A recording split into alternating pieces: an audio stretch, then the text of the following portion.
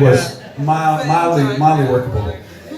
But my drummer started sleeping with his daughter. Travis always asked that I clarify that it was not this particular drummer.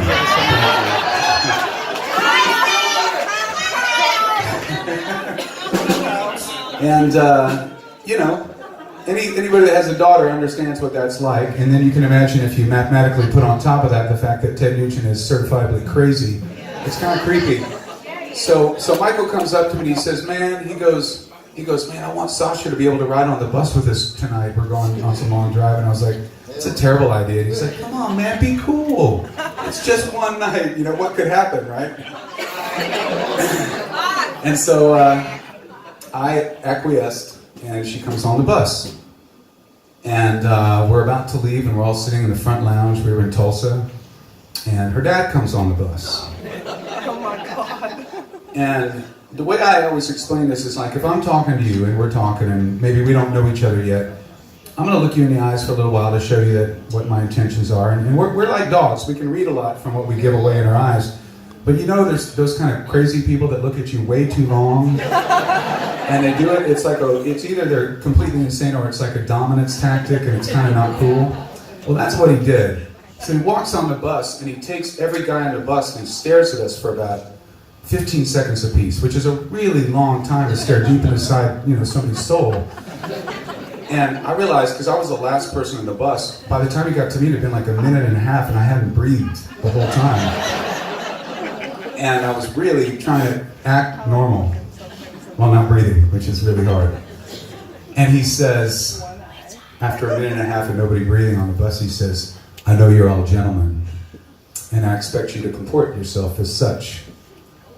Because if anybody lays a finger on my daughter,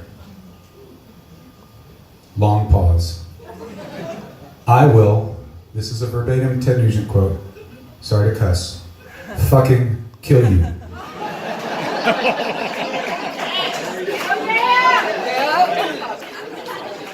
And everybody's like, And then he starts laughing and everybody finally breathes out. It's like, oh God, he's just taking us for a ride. And he walks off the bus and we're all just about to leave, kind of laughing about how crazy your dad is. And then he walks back on the bus and he goes, I'm fucking serious. So I did the only logical thing I could think of at the time, which was I went in the back lounge and I locked myself in the back lounge. So I had no complicity in any nefarious behavior that happened on that front lounge. And I didn't come out till morning when she was off the bus.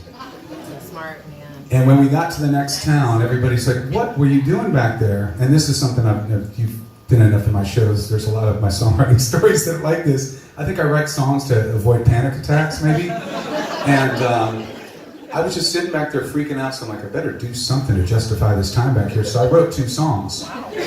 And the first tune, if you all know my catalog, is you're going to be like, well, duh. Barline 99. Yeah. But the second song that I wrote, this is the thing that this is why I love telling this story, is a song that's so beautiful and so personal and so deep for me. And it's a song that people have been born to and married to and buried to. And nice commentary. and I wrote it trying to avoid Ted Nugent. For real. So the guys that run this theater, Jeff Lyles in particular, is an old friend of mine, and we go all the way back to the dawn of my career when he used to book me in a little punk rock club in Dallas. So I'm going to send this one out to him, and this one's called Today. Yeah!